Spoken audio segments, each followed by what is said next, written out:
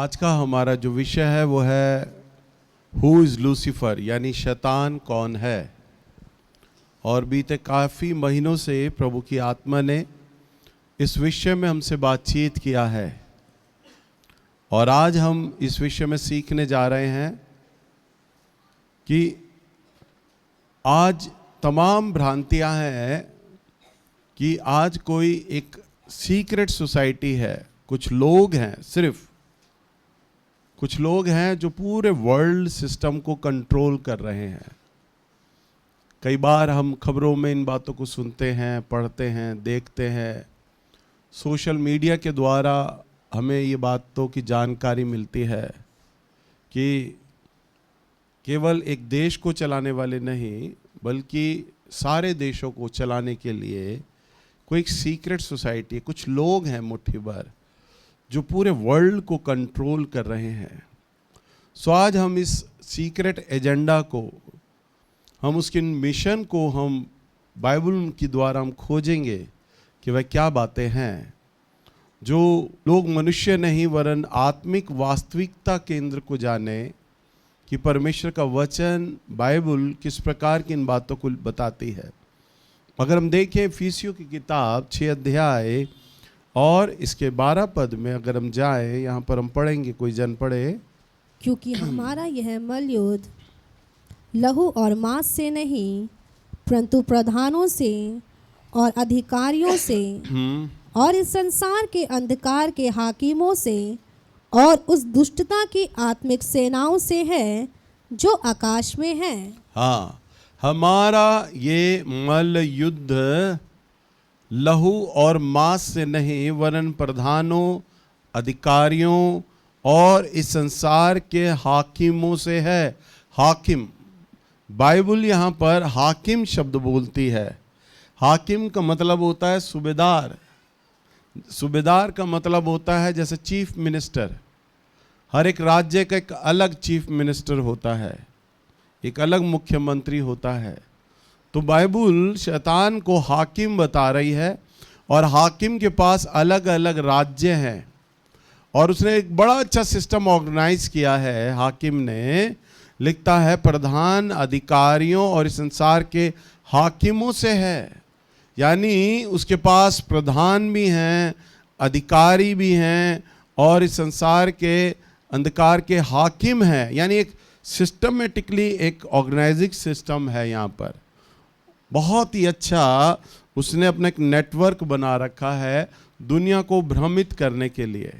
सो आज जो दुनिया में दिख रहा है वह पूरा सच नहीं है, यानी पर्दे के पीछे कुछ ऐसा है जो हमें नहीं दिखाई दे रहा।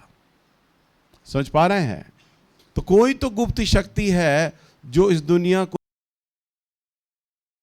लोग ये बातचीत करते हैं, यूथ लोग बातें करते हैं, आपस में कई लोग विचार करते हैं, भाई सब कुछ प्री प्लान है।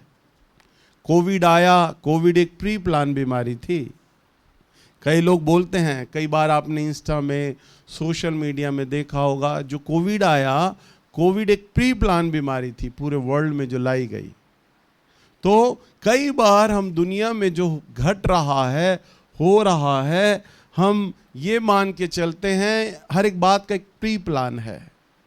अभी दुनिया के अंदर नोटबंदी बंद हुए, अभी हम सुन पा रहे हैं कई जगह, कई देश एक ही करेंसी को वैलिड करना मांग रहे हैं। प्रकाशित वाक्य में लिखा है अंत के दिनों में एक ही रुपया होगा जो पूरे जगत में चलेगा। और धीरे धीरे हम इस कगार की ओर जा रहे हैं। आज का वचन को बड़े ध्यान से जाना, सुनना, कई बहुतों के सर के ऊपर से बाउंस करेगा, समझ नहीं आएगा आपको, इसलिए बहुत ध्यान से सुनना। धीरे धीरे संसार इस कगार में आ रहा है कि जो हम ये वर्ल्ड करेंसी देखते हैं, नोटों की करेंसी, ये धीरे धीरे लुप्त हो रही है, बंद होती जा रही है, बंद हो जाएगी। अभी इससे पहले, कोविड से पहले कोई भी पेटीएम, फोन पे नहीं जानता था, आपको ध्यान होगा। कोई भी डिजिटल ऑनलाइन पेमेंट करना है नहीं जानता था।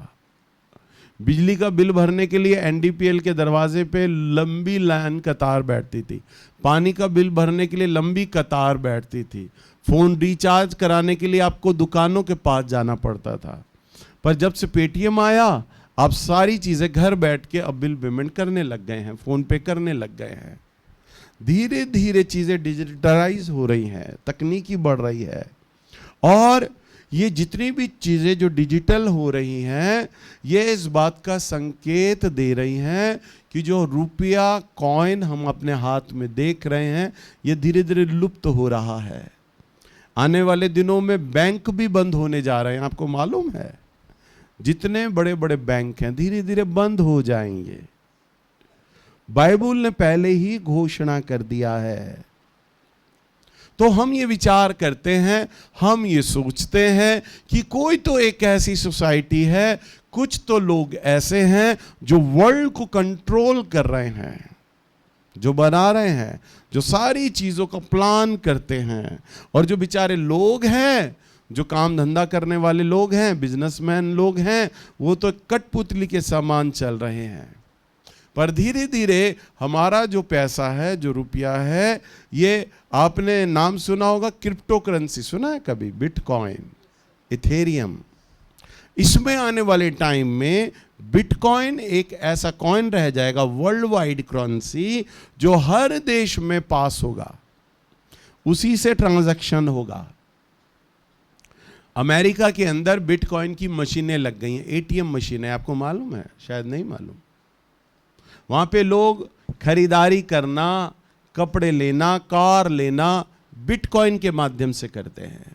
एटीएम मशीन है बिटकॉइन की, वहां पर लोग ट्रेडिंग करते हैं, बिटकॉइन कमाते हैं, और उसी बिटकॉइन से वो पैसा करते हैं। जितने भी वर्ल्ड के बड़े अच्छे अच्छे देश हैं, साउथ कोरिया वगैरह, अमेरिका, जितनी भी यूरोपियन कंट्रियां, वहाँ सारे कॉइन्स चलते हैं। और हमारा देश भारत महान, उसने कॉइन के ऊपर रोक लगा रखा है। नहीं, रोक लगेगी। यहाँ पे अंबानी ने अपना कॉइन निकाला, जियो कॉइन, पर जियो कॉइन को कोई नहीं खरीद रहा, क्योंकि सब लोग बिटकॉइन पे जा रहे हैं। कितने लोगों ने सुना बिटकॉइन का नाम? 2-4 लोग। मैं नाम ही नाम सुना, आपको पता ही नहीं है बिटकॉइन है क्या भला।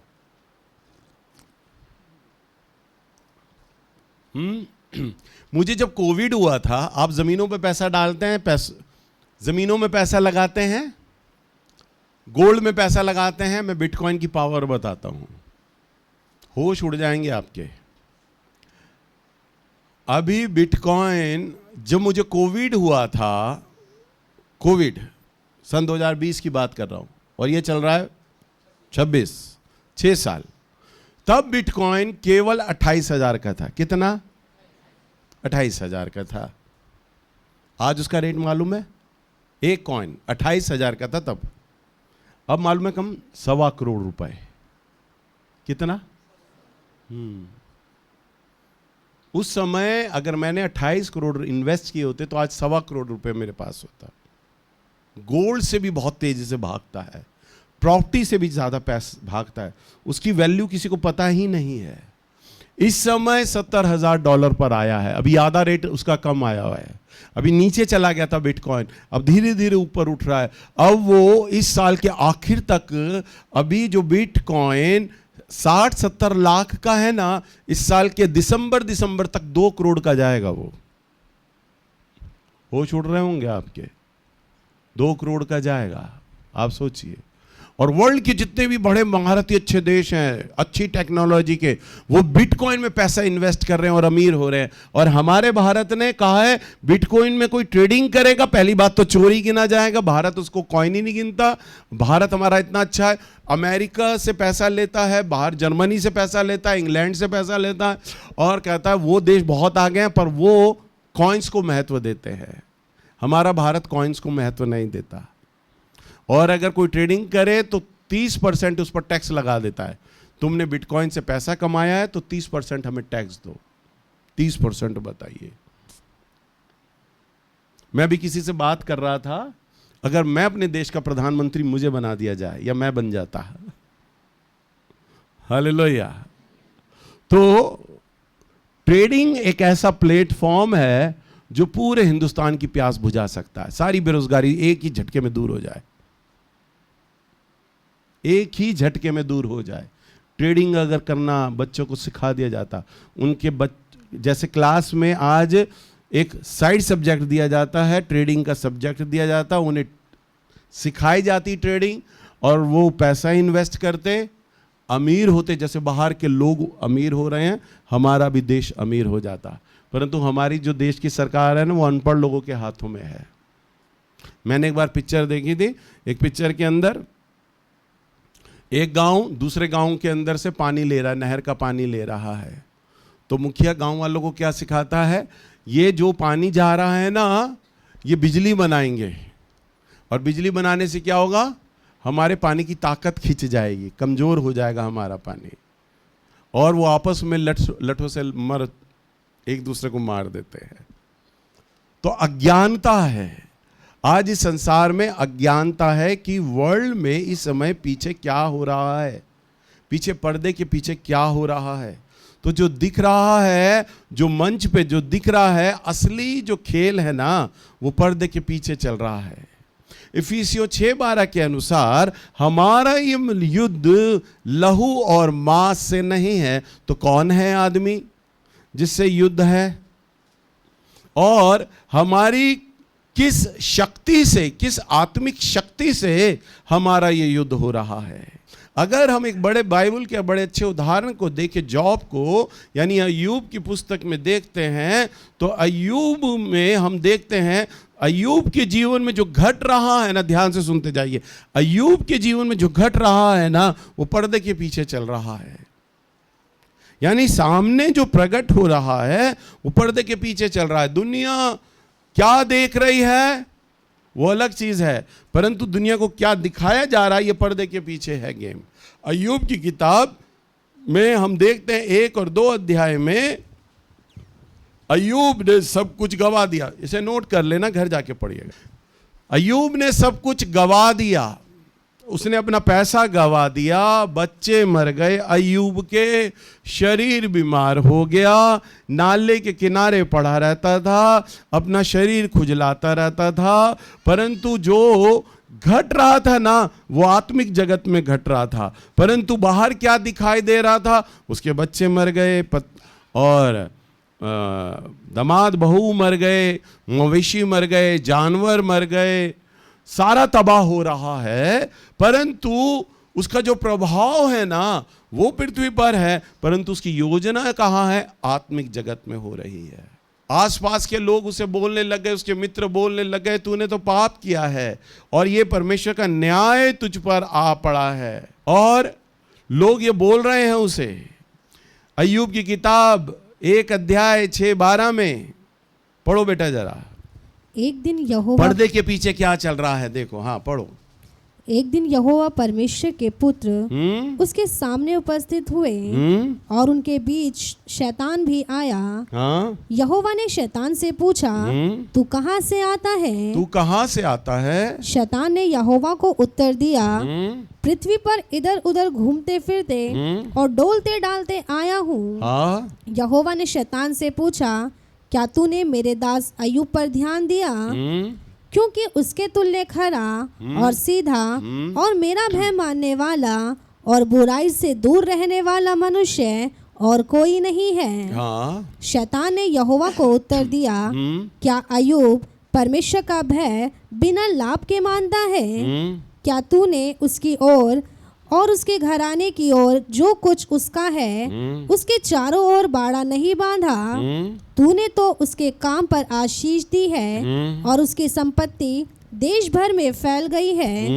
परंतु अब अपना हाथ बढ़ाकर जो कुछ उसका है उसे छू, तब वह तेरे मुंह पर तेरी निंदा करेगा। तो वह तेरी निंदा करेगा। हाँ, अब देखो, हम लोगों ने कई बार बात बाइबल में पढ़ा है, हम इन बातों को देखते हैं। परमेश्वर के पास, उसके सिंहासन के पास शैतान गया, प्रभु ने बोला, देख वह सच्चा, ईमानदार, सीधा और खरा मनुष्य है, पृथ्वी पर उसके तुल्य कोई नहीं है।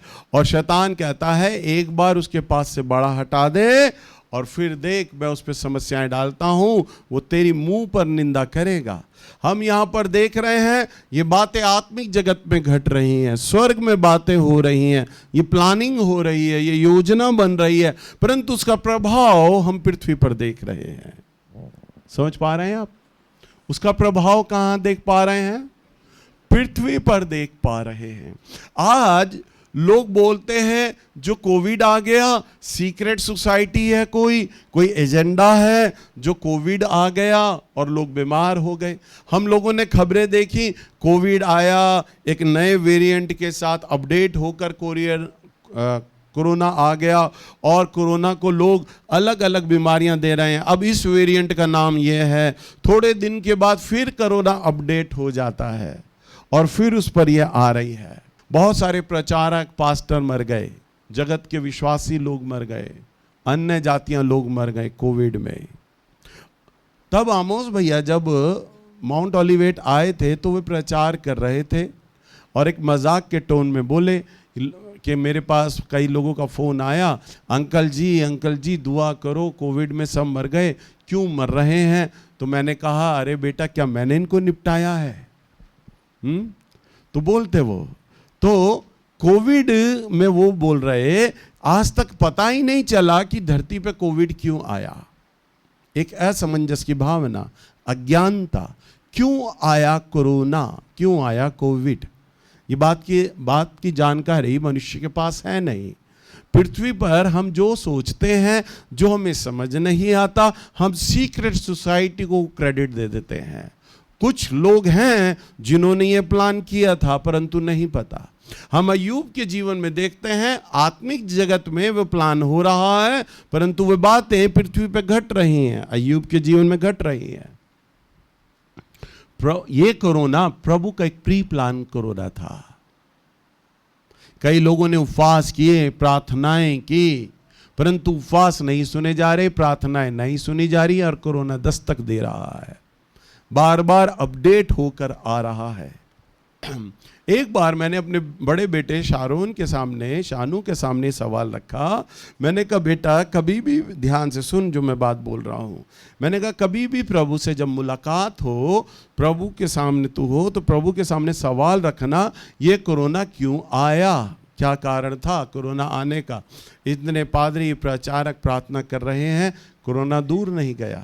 फिर कुछ समय बाद उसके संग एक स्वर्गीय अनुभूति हुई, वो स्वर्ग गया और प्रभु यीशु मसीह से मिला और जब कुछ बातों पर प्रभु से बता रहे हैं, अचानक उसे बात याद आती है कि मेरे पापा ने एक सवाल रखा था। उसने प्रभु से सवाल किया, प्रभु ये कोरोना क्यों आया था, क्या कारण था कि कोरोना आया। तब प्रभु ने उसे जवाब दिया कि बेटा मैं तुझे एक रहस्य बताता हूं, नूह के जमाने में भी जब पाप बहुत बढ़ गया था, मैंने नूह को कहा था कि इन्हें प्रचार कर, और नूह ने प्रचार किया था, मेरे विषय में बताया था, मेरी व्यवस्थाएं बताई थी, परंतु पाप बहुत बढ़ गया था, उन्होंने मन कठोर कर लिया था और वो नहीं सुन रहे थे। तब उस समय कोरोना के ही समान मैंने एक बड़ी विपत्ति इस पृथ्वी पर डाली थी ताकि लोग सचेत हो जाएं, जाग जाएं। ऐसी विपदा, ऐसी बीमारी आज तक पृथ्वी पे नहीं आई, हम मर रहे हैं। इसका कारण है कि परमेश्वर का आत्मा हमसे शोकित है, हम अपने जीवन को जांच ले, ठीक कर ले, परंतु उन्होंने ऐसा नहीं किया। तब आखिर में मैंने नूह को कहा अब तू पानी का जहाज बना, क्योंकि अब मैं पृथ्वी को पानी में डुबो दूंगा। प्रभु ने कहा मेरा आगमन बहुत निकट आ गया है। मैंने कोरोना भेजकर लोगों को यह चेतावनी दी कि देखो मेरा आगमन आ गया है, सचेत हो जाओ, जाग जाओ। और लोगों ने मेरी चेतावनी पर ध्यान अभी भी नहीं दिया है। समझ पा रहे हैं आप? मेरी चेतावनी पे ध्यान नहीं दिया। मीडिया ना जाने आए शाएं क्या बोल रहा है, क्योंकि वो आत्मिक जगत को नहीं जानता कि आत्मिक जगत में क्या घट रहा है। वैज्ञानिक अलग अलग अपने लोग तर्क दे सकते हैं, ये बातें हुई थी जो कोरोना आ गया। कोई चाइना के ऊपर ब्लेम कर सकता है, कोई चमगादड़ के ऊपर ब्लेम कर सकता है, जो आदमी सोशल मीडिया में देख रहा है, सुन रहा है, वो ब्लेम कर सकता है। परंतु आत्मिक जगत, पर्दे के पीछे जो बात घट रही है, वो योजना को ही नहीं जानता है। हालेलुया, आप समझ पा रहे हैं? हर एक बात का परमेश्वर ने एक योजना बनाई है अपने मन को जाहिर करने के लिए। देखिए, मानो या ना मानो, परमेश्वर इस जगह के राजा है। हालेलुया। यहां पर स्वर्ग में क्या हो रहा है वह पृथ्वी नहीं जानती, परंतु शैतान गया, अय्यूब के ऊपर आरोप लगाया, परमेश्वर ने उसे परीक्षा की अनुमति दे दी और उसके जीवन में यह घटा। कई बार मैंने आपको अपने बारे में बताया है, मुझे कोविड होने से पहले प्रभु ने आवाज दे दी थी 10 दिन पहले, सावधान तुझे कोरोना होने वाला है। तो इसका मतलब क्या है? स्वर्ग में प्लान हो गया था कि मुझे कोरोना होगा, एक योजना बना दी गई थी। पृथ्वी पर तो ये बात बाद में घटी, परंतु शैतान ने अय्यूब के समान प्रभु के पास जाकर यूं ही बोला होगा, तूने अपने इस दास को आशीषित किया है, बढ़ाया है, और वह जानता है कि इसके जीवन से परमेश्वर ने क्या क्या योजना रखा है। मैं भले ही ना जानूं, आप भले ही जानो ना जानो, मैं अगर आपको अपने मुंह से भी बताऊं तो भी आप उसकी विश्वास ना करो, परंतु शैतान इस बात को जानता है। और शैतान ने प्रभु को कहा कि तूने इसे आशीष दिया, इसलिए धन्यवाद देता है ये तेरा, एक बार मुझे मेरे हाथ में दे दे, मैं इस पे समस्या, बीमारी डालूंगा, मृत्यु की शैया तक लेके जाऊंगा, तब ये तेरे मुंह पर निंदा करेगा। तब परमेश्वर ने यूं ही कहा होगा, जा इसे परख ले। और प्रभु ने मुझे कह दिया, सावधान तुझे कोरोना होने वाला है। यानी कोरोना होने का मतलब अब बीमारी दस्तक देगी, शैतान आ रहा है तेरे जीवन पर हमला बोलने के लिए। और मेरे जीवन में वही बातें घटी। यानी पर्दे के पीछे, यानी स्वर्ग में, आत्मिक जगत में एक योजना बनाई जाती है और बाद में धीरे धीरे वो पृथ्वी पर बातें घटने लग जाती हैं। और लोगों को सबसे बड़ी जो गलतफहमी है, वो जानते ही नहीं है कि जो बातें हमारे सामने घट रही हैं वो क्यों हो रही हैं। हम अय्यूब के मित्रों को देखते हैं, अय्यूब के मित्रों ने सिर्फ घटना देखी कि उसने अपने बच्चे गंवा दिए, अपने मवेशी गंवा दिए, काम धंधा सब समाप्त हो गया। उन्होंने तो वो देखा जो संसार में उन्हें दिखाई दे रहा था, परंतु आत्मिक जगत में क्या हो रहा है वो नहीं दिखाई दिया। इसलिए उन्होंने अय्यूब को गलत सलाहें दी, अय्यूब पर गलत आरोप लगाए, परमेश्वर की निंदा करी। हम अय्यूब की किताब 42:7 में देखते हैं, परमेश्वर ने कहा, वे सही नहीं बोल रहे हैं तेरे मित्र। बस नोट कर लीजिएगा, वे तेरे मित्र सही नहीं बोल रहे हैं। परमेश्वर का आत्मा शोकित हुआ। इसी वजह से आज भी वर्ल्ड को कौन कंट्रोल कर रहा है, पर्दे के पीछे क्या चल रहा है, लेकिन अंतिम निर्णय मनुष्य के हाथ में नहीं है, वरन परमेश्वर के हाथ में है। हालेलुया। प्रभु ने उसे क्या बनाया? हाकिम बनाया। अभी हमने पढ़ा, हमारे हाकिमों से है। हमारा ये मल युद्ध किससे नहीं, लहू और मांस से नहीं, वरन हाकिमों से है। मैंने बताया चीफ मिनिस्टर, सूबेदार, हाकिमों से है। परंतु हमारा परमेश्वर तो जगत का राजा है, हाकिम नहीं है, वो राजा है। हालेलुया। डैनियल नबी की किताब, इसका 4 अध्याय और 17वें पद में क्या लिखा है? 4:17 बोलो। यह आज्ञा पहरुओं के निर्णय से और यह बात पवित्र लोगों के वचन से निकली कि जो जीवित है वह जान ले कि परम प्रधान परमेश्वर मनुष्य के राज्य में प्रभुता करता है और उसको जिसे चाहे उसे दे देता है, और वह छोटे से छोटे मनुष्य को भी उस पर नियुक्त कर देता है। हाँ। मुझ नबूकदनेस्सर राजा ने यही स्वप्न देखा। बस यहां पर वो क्या कहता है? मैंने ये जाना, मैंने ये देखा कि वो छोटे से छोटे पर नियुक्त कर देता है। इस पृथ्वी पर क्या करता है? दोबारा पढ़ो बेटा लाइन ये। यह आज्ञा पहरुए निर्णय से और यह बात पवित्र लोगों के वचनों से निकली कि जो जीवित है वह जान ले कि परम प्रधान परमेश्वर मनुष्यों के राज्य में प्रभुता करता है, मनुष्य के राज्य में प्रभुता करता है, और उसको हाँ? जिसे चाहे और जिसको जिसे चाहे उसे दे देता है, उसे क्या करता है? दे देता है। यानी हम ये सोचते हैं कि परमेश्वर की जो प्रभुता है ना, केवल वो स्वर्ग में है। वचन में लिखा है जिसे चाहे वो दे सकता है, जिसे चाहे वो क्या करता है?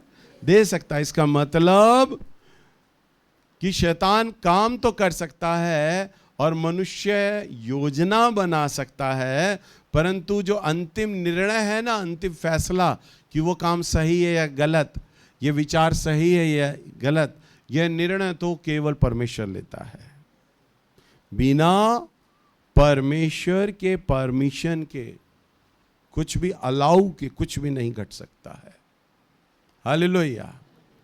यानी पूरा आत्मिक संसार में जो बातें हम देख रहे हैं, जो बातें घट रही हैं, जो बातों को हम न्यूज़ चैनल पर देख रहे हैं, उसके पीछे कोई सीक्रेट सोसाइटी नहीं। सीक्रेट सोसाइटी तो केवल एक कठपुतली हो सकती है, परंतु चलाने वाला तो जो शैतान है ना, वो केवल विचारों के द्वारा काम कर रहा है। और परमेश्वर ने शैतान को बस इतना अलाउ किया है जितना वह अपने वचन में चलना चाहता है। परमेश्वर हालेलुया अपने वचन को प्रकट करना चाहता है। मेरा आगमन इस प्रकार से होगा, मेरे आगमन के ये चिन्ह होंगे, धरती इस प्रकार की डोलेगी, इस प्रकार की बातें घटेंगी। उन बातों को पूरा होने के लिए परमेश्वर, उन बातों को पूरा होने के लिए, प्रकट होने के लिए अलाउ करते हैं। हालेलुया। इसका मतलब है शैतान तो बड़ा मूर्ख निकला। शैतान सोचता है मैं काम कर रहा हूं, परंतु हमारे प्रभु कितने बुद्धिमान हैं कि वो शैतान को भी अपनी सेवा, अपनी महिमा के लिए उपयोग कर लेते हैं। हालेलुया है। और शैतान कहता है मैं इस संसार का सबसे बड़ा ईश्वर हूं, परंतु वह नहीं जानता है कि वह तो परमेश्वर का एक टूल है, एक औजार है। ये बड़ी सीक्रेट बात है जो मैं बोल रहा हूँ, आपको पल्ले नहीं पड़ेगी जो मैं बोल रहा हूँ, परंतु वो एक टूल है, एक औजार है। और परमेश्वर जैसा चाहे अपने मन के अनुसार, अपनी योजनाओं के अनुसार उस टूल का इस्तेमाल कर लेता है। हालेलुया। यानी कि अब हम एक छोटा और उदाहरण को देखते हैं यूसुफ की घटना से।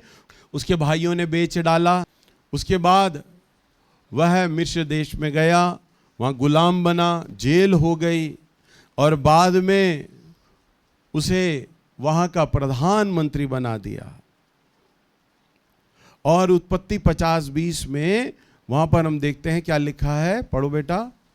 जब उसके भाई लोग आते हैं तब यूसुफ उन्हें क्या बोलता है जब प्रधानमंत्री बन गया?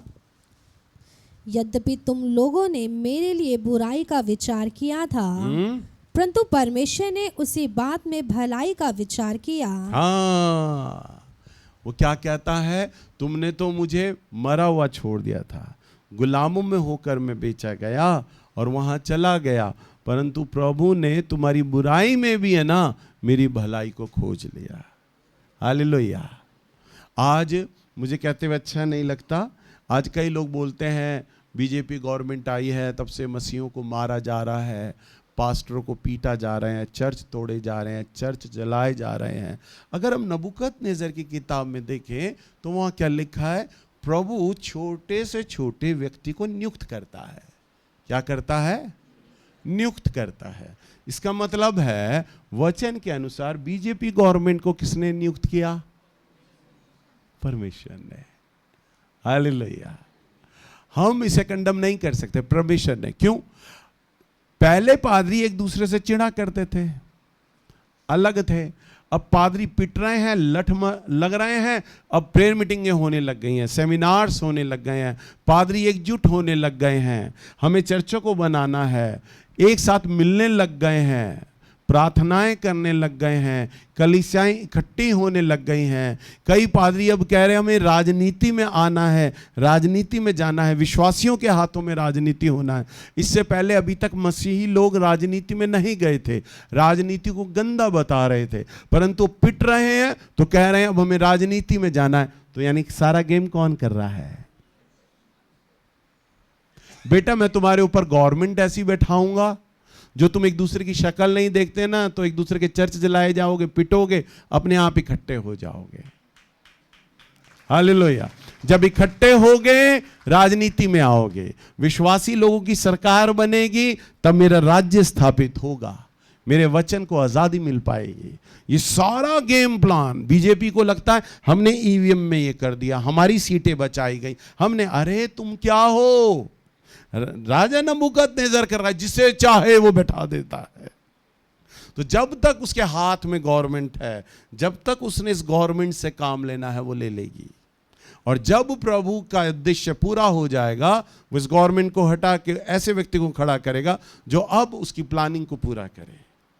हालेलुया। तो ये है हिडन एजेंडा परमेश्वर का, ये जो हमें कहीं पढ़ने को सुनने को नहीं मिलता। मीडिया क्या बोल रहा है बीजेपी गवर्नमेंट को, हम क्या बोल रहे हैं, लोग क्या बोल रहे हैं, हमें कुछ समझ नहीं आ रहा है, परंतु कराने वाला तो परमेश्वर है। आज हम सीख पा रहे हैं, आज पवित्र आत्मा बता रहे हैं कि बीजेपी गवर्नमेंट क्यों आई। मैं भी बीजेपी गवर्नमेंट के पक्ष में नहीं हूं, परंतु मैं सीख पा रहा हूं, पादरी लोग पिट रहे हैं तभी तो जुड़ रहे हैं, चर्च तोड़े जा रहे हैं तभी तो संस्थाएं बन रही हैं। हमें चर्चों को अब स्ट्रांग करना पड़ेगा, मजबूत करना पड़ेगा, ऐसे कानून लाए जा रहे हैं, हमें अपनी सेवा को और बढ़ाना होगा। जितना प्रेशर आएगा, जितना सताव आएगा, उतनी जल्दी जल्दी वह जगह प्रभु के राज्य के लिए तैयार होती चली जाती है। अभी मैं एक डॉक्यूमेंट्री फिल्म देख रहा था, चाइना में बीते सालों के अंदर, क्योंकि वहाँ पर एक ही गवर्नमेंट है, वहाँ पे अलग अलग दल नहीं है कि वोटिंग हो और कोई भी सरकार मिले, वहाँ एक ही गवर्नमेंट होती है। गवर्नमेंट ने जिसको पकड़ा गोली मार दी, सामने वाले ये नहीं कह सकते लोग कि गोली क्यों मारी। वहाँ हड़तालें नहीं होती, हड़तालें होती हैं गोलियां मार देते हैं, हड़ताल नहीं हो सकती। चाइना के लोग हड़ताल नहीं कर सकते, गवर्नमेंट के खिलाफ आवाज में भी नहीं बोल सकते हमारी गवर्नमेंट चोर है, निकम्मी, ऐसा भी बोल दिया ना अरेस्ट हो जाएगा। क्यों अरेस्ट हो जाएगा? क्योंकि वहां के सॉफ्टवेयर ऐसे हैं, आप शब्द में बोलेंगे ना वो शब्द डिडक्ट कर लेगा कि फलाने व्यक्ति ने उस लोकेशन पे गवर्नमेंट को लेकर ये बोला है। आपने बम बोल दिया ना, बम, आप चाहे एयरपोर्ट पे हो कहीं, आप स्कैन हो जाओगे, आपके पीछे पीछे आपके मेल सारी चीजें चेक कर ली जाएंगी आप किस तरह के व्यक्ति हो। और गवर्नमेंट को अगर लगा कि खतरा है इस व्यक्ति से तो आपको गोली मार देंगे उठा के। माँ बाप चीखते चिल्लाते रह जाएं, कोर्ट कोई सुनवाई नहीं, एक ही गवर्नमेंट है, तभी तो वो देश तरक्की कर रहा है। यहाँ पे कोई सरकार काम करने लगे बाकी सारी सरकारें आ जाती हैं, ऐसा ये सरकार गलत कर रही है। हालेलुया। और वह लोग विश्वासियों को गोलियां मार दिया करते थे, रात 2 बजे 3 बजे चर्च लगते थे और गोलियां मार दिया करती थी वहां की सरकार। छोटे छोटे बच्चों को बस स्टेन गन लेके शुरू हो जाते थे, मार दिया करते जितने विश्वासी हैं। सताव इतना बड़ा, समस्याएं इतनी बड़ी, वो लोग स्कैन करते थे कहां कहां चर्च लग रहे हैं। सारे चर्च बैन कर दिए गए, रजिस्ट्रेशन खत्म कर दी गई। लोगों ने जब रजिस्ट्रेशन गवर्नमेंट ने खत्म कर दिया ना, तो पादरियों ने क्या किया, विश्वासियों ने क्या किया, 10-10, 15-15 लोगों के झुंड लगाने शुरू कर दिए। गवर्नमेंट को नहीं पता, गवर्नमेंट ने उनके हाथों से बाइबल ले ली, जला दी। उन्होंने डिजिटल प्रिंट करके अपने अपने मोबाइलों में सेव कर ली बाइबलें। छोटे छोटे हाउस ग्रुप्स होने लग गए। अब चाइना की गवर्नमेंट इतनी घबरा गई है, हमने हर कोशिश कर ली, चर्चों पे ताले लगा दिए, बाइबलें इनकी जला दी, पादरियों को जेलों में कर दिया, विश्वासियों को गोलियों से भून दिया, तो भी इनकी संख्या कितनी बढ़ गई है। गवर्नमेंट हैरान है, परेशान है, कितनी तेजी से बढ़ रहे हैं विश्वासी लोग। और बताया जा रहा है उस डॉक्यूमेंट्री में सन 2030 तक चाइना एक क्रिश्चियन कंट्री कहलाएगा, इतनी स्पीड से। यह है मेरे परमेश्वर का हिडन एजेंडा। एजेंडा। गवर्नमेंट रोक रही है परमेश्वर के काम को। परमेश्वर जानते हैं मुझे अपने काम को कराने के लिए क्या क्या करना होगा, मुझे अपने राज्य को बढ़ाने के लिए क्या क्या करना है। अरे चाइना और बड़े बड़े देश, रूस प्रभु के हाथ को नहीं रोक सके, हमारा भारत महान कैसे रोक लेगा? मेरे प्रभु के हाथ को नहीं रोक सकता। सबसे ज्यादा दुर्गति बाइबल की हुई है, सबसे ज्यादा जलाई गई बाइबल जलाई गई है। वो राजा नाश हो गए जिन्होंने कहा अब बाइबल बैन होगी, वो सरकारें मिट गई जिन्होंने कहा बाइबल बैन होगी। गूगल में आप सर्च कर लीजिएगा, वर्ल्ड में सबसे ज्यादा पढ़ने वाली, सबसे ज्यादा बिकने वाली यदि कोई पुस्तक है ना तो बाइबल है। राजा लोग आ गए, सरकार लोग आ गए, हम बाइबल को रोक देंगे पर रोक नहीं पाए वो उसे। हालेलुया। ये है हमारे परमेश्वर का हिडन एजेंडा कि उसके कार्य को कोई रोक नहीं सकता है। हालेलुया। सो दुनिया में क्या दिखाई दे रहा है, टीवी मीडिया क्या बोल रहा है, हमें नहीं पता। हमें लगता है कि सरकार जो है वो शैतान चला रहा है, लोगों के माइंडसेट को प्रभावित कर रहा है। हाँ, कुछ हद तक शैतान लोगों के माइंडसेट को प्रभावित करता है, सोच पे पर्दा डाल देता है। अगर हम प्रभु के वचन में देखें, दूसरा कुरिन्थियों की किताब 4 अध्याय और इसका 4 पद में, 4 का 4, और उन अविश्वासियों के लिए जिनकी बुद्धि को इस संसार के ईश्वर ने अंधी कर दी है, ताकि मसीह जो परमेश्वर का प्रतिरूप है उसके तेजों में सुसमाचार का प्रकाश उन पर ना चमके। हाँ, पढ़ो बेटा दोबारा से। और उन अविश्वासियों के लिए हाँ, जिनकी बुद्धि को इस संसार के ईश्वर ने अंधी कर दी है, अंधा कर दिया है, ताकि मसीह का जो तेजोमय प्रकाश है उन पर ना चमके। हालेलुया। तो यानी शैतान कहाँ बैठता है, अपनी कुर्सी कहाँ लगाता है? वो दिमाग पर बैठता है। उसकी कुर्सी और कहीं नहीं है, विचारों में बैठता है, मन पर बैठता है। और मन पर बैठने के चलते वे अपना कंट्रोल करना चाहता है। परंतु अभी मैंने आपको क्या बताया, शैतान को भी मेरा परमेश्वर एक टूल के समान इस्तेमाल कर लेता है। जैसे अभी हम यूसुफ की कहानी में पढ़ रहे थे, यूसुफ क्या कहता है, तुमने तो मेरी बुराई ही सोची थी परंतु उसने तो मेरी भलाई निकाल ली। हालेलुया। शैतान तो इस संसार को नाश करना चाहता है, परंतु इस नाशमान में भी परमेश्वर अपनी महिमा को निकाल लेता है। हालेलुया। शैतान सोचता है अब मैं प्रभु के राज्य को तबाह कर दूंगा, प्रभु के लोगों को खत्म कर दूंगा, परंतु ये भूल जाता है कि लोगों को खत्म करने की योजना बनाता है, परमेश्वर के राज्य को रोकने की योजना बनाता है, परंतु धीरे धीरे वही लोग बढ़ते चले जाते हैं। एक बहुत ही अच्छा उदाहरण है उत्पत्ति की किताब 11 के अंदर, पढ़ना घर जाके। बाबिल की मीनार यहां पे लोग बनाने लगते हैं। सुनिएगा ध्यान से। लोगों ने योजना बनाई कि हम एक बड़ी मीनार बनाएंगे, कुतुब मीनार के समान, उससे भी ऊंची। लोगों ने कहा हम एक बड़ी मीनार बनाएंगे और ऊपर जाके हम परमेश्वर को पकड़ लेंगे। निर्बुद्धि हो गया मनुष्य, परमेश्वर को पकड़ लेंगे। और तब प्रभु ने क्या किया, उनकी तब एक ही सोच थी, एक ही भाषा थी, उनका एक ही मिशन था, एक एजेंडा था कि हम परमेश्वर को पकड़ लेंगे। शैतान ने उनके द्वारा उनके मन में ये विचार डाला कि हम परमेश्वर को पकड़ लेंगे, परंतु प्रभु ने क्या किया, प्रभु ने उनके मन में गड़बड़ी डाल दी, उनकी भाषा में गड़बड़ी डाल दी। वहां से भाषाएं उत्पन्न हुई हैं। भाषाएं आज चाहे हिंदुस्तान की कितनी हो, भारत की कितनी हो, ये जो भाषाएं बनाने का जो कार्यक्रम शुरू हुआ ना, ये परमेश्वर की ओर से हुआ बाबिल के मीनार के वक्त। तब एक ही सोच थी, एक विचार था, एक मिशन था, एक बोली थी। परंतु बाबिल की मीनार बना रहे हैं ना, तो जो ईंट ले जाने वाला है वो अलग भाषा में बोलने लग गया, और जो गारा बनाने वाला है वो अलग भाषा में बोलने लग गया, और जो दीवारें खींच रहा है, रद्दा मार रहा है, वो अलग भाषा में बोलने लग गया।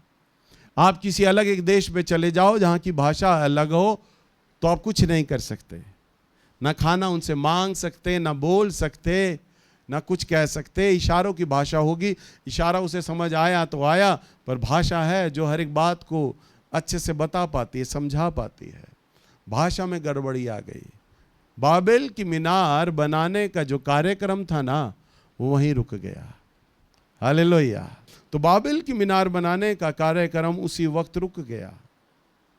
सो आज आधुनिक जगत में इसी प्रकार की गड़बड़ियां शैतान डालने का प्रयास करता है, ताकि वह परमेश्वर के काम को रोक दे, रुकावटें डालता है।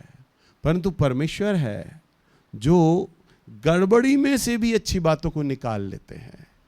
इसलिए कभी भी ये विचार मत लाइए कि एक सीक्रेट सोसाइटी है, कुछ लोग हैं जो वर्ल्ड को कंट्रोल कर रहे हैं, कुछ लोग हैं जो करेंसी चेंज कर देंगे, कुछ लोग हैं जो कोविड लाए थे, कुछ लोग हैं जो दोबारा अब कोरोना से भी खतरनाक बीमारी ला देंगे। ना, ये परमेश्वर के हाथ में है। पर्दे के पीछे वह है, वह काम कर रहा है।